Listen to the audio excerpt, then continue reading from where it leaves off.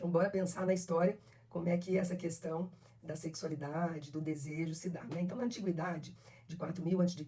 até o século V, mais ou menos, a sexualidade é ligada a rituais de fecundidade e dionisíacos, o sexo é visto com naturalidade, uma liberdade maior, especialmente para os homens, para praticá-lo, inclusive com jovens do mesmo sexo. Esposas eram amantes, escravas, e a imagem do falo. Então, na Grécia e em Roma, a gente vê que o falo, né, enfeitava amuletos, decorava fachadas de casas, como símbolo de poder e de virilidade. E aí, nesse contexto, porque onde tem dominação tem também resistência, né? A gente encontra, por exemplo, Safo, que é revolucionária.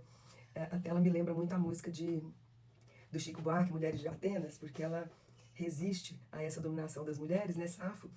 E ela é revolucionária, porque ela monta uma escola para mulheres numa ilha grega chamada Lesbos, daí deriva lesbianismo, e uma escola para mulheres recitarem o amor, a poesia, né, coisa que era reservada aí aos homens, né? Então, foram extremamente revolucionárias, Safo e essas mulheres. E daí, inclusive, o nome safada, quando eu quero banalizar, descaracterizar, desqualificar uma mulher do ponto de vista do seu comportamento, ela é chamada de safada. É claro que também na hora do quente ali, do vamos ver, né, nas relações sexuais, o safada tem essa conotação que induz ao desejo para algumas pessoas. Mas Safo foi revolucionário, né? E a música Mulheres de Atenas, porque diz assim: mirem-se no exemplo daquelas mulheres de Atenas, vivem para os seus maridos, heróis e guerreiros de Atenas, né? Então essa mulher, o Chico está trazendo essa mulher de Atenas, mas trazendo essa mulher de Atenas para os dias atuais, de uma forma crítica, irônica, né? O Chico é ótimo em fazer isso. E para dizer, né, presta atenção, né, essa relação de hierarquia entre homens e mulheres.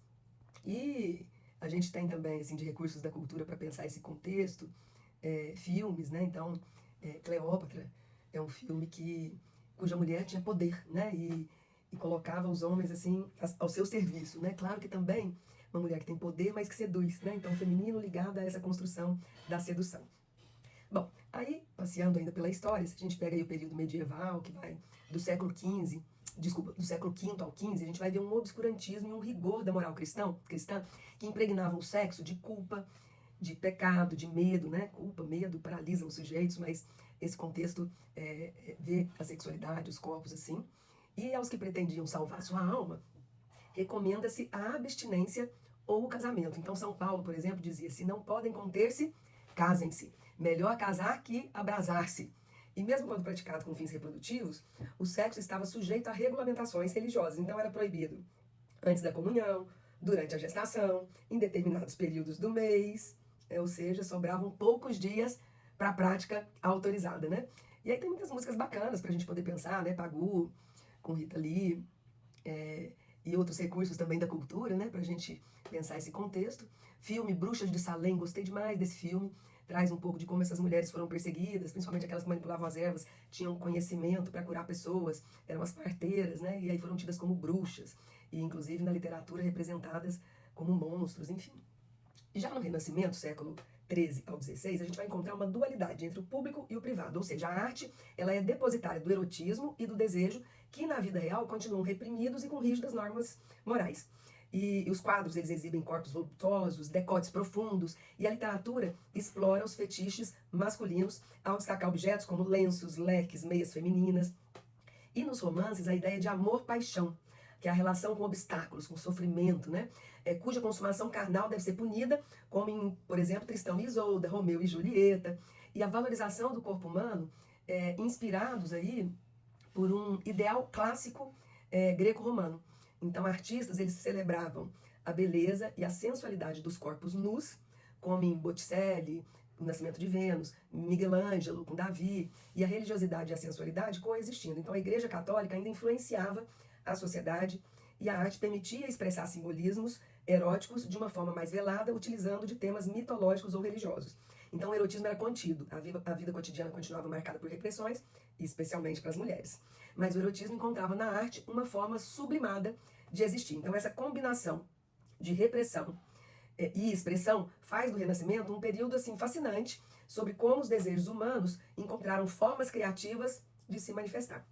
E aí a gente entra no período moderno, século XV ao XVIII, onde há uma repressão religiosa que se aprofunda até o século XVIII, E quando as transformações políticas e sociais provocadas pela Revolução Francesa, liberdade, igualdade, fraternidade, enfim, né? Liberté, égalité, fraternité, se soma à degeneração moral consequente da miséria e da violência que toma conta das ruas nesse período. E a libertinagem e a perversão sexual, expressas na literatura por meio de autores como o Marquês de Sade, são reflexo dessa suposta perda de valores. Então busca-se incessantemente o prazer, ainda que à custa da dor. E aí temos filmes interessantes, né? Quills, que é de 2000, Contos Proibidos, do Marquês de Sade, que conta a história do Marquês de Sade, ambientada na França do final do século XVIII, enquanto ele está preso em um asilo sob vigilância rígida. E apesar da repressão, ele continua a escrever histórias que desafiam a moralidade da época.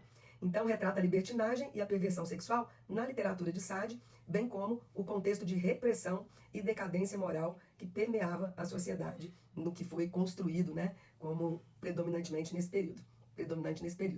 Músicas a gente tem Sinfonie, Fantastique, né, do Hector Berlioz, de 1830. Embora ela tenha sido composta no início do século XX, essa sinfonia ela é inspirada em um amor obsessivo e possui passagens intensamente dramáticas e sensuais. Então reflete aí tensões emocionais extremas e busca por prazer e transcendência também.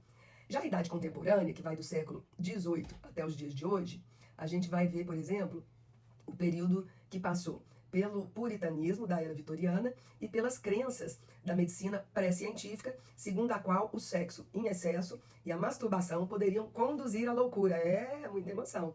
E viu avançar também no século XX a psicanálise e os feminismos, surge a pílula anticoncepcional, né? Então está aberto aí o caminho para a revolução sexual, cujos princípios, como o do direito ao prazer, ecoam até hoje com mudanças e permanências, né? Importante a gente ver isso. Filmes, por exemplo, de olhos fechados, Shirley Valentine, Tomates Verdes Fritos, Colcha de Retalhos, Thelma e Louise, Mulheres Perfeitas, Fonte das Mulheres, Lawrence Anyway, Garota Dinamarquesa, Segredo de Brokeback Mountain, O Desejo Proibido, Milk, A Voz da Igualdade, Madame Satã, Orações para Bob, De Gravata e Unha Vermelha, Transamérica, Minha Vida em Cor-de-Rosa. Nossa, tem filmes muito interessantes. A Cor Púrpura, O Silêncio dos Homens e assim vai.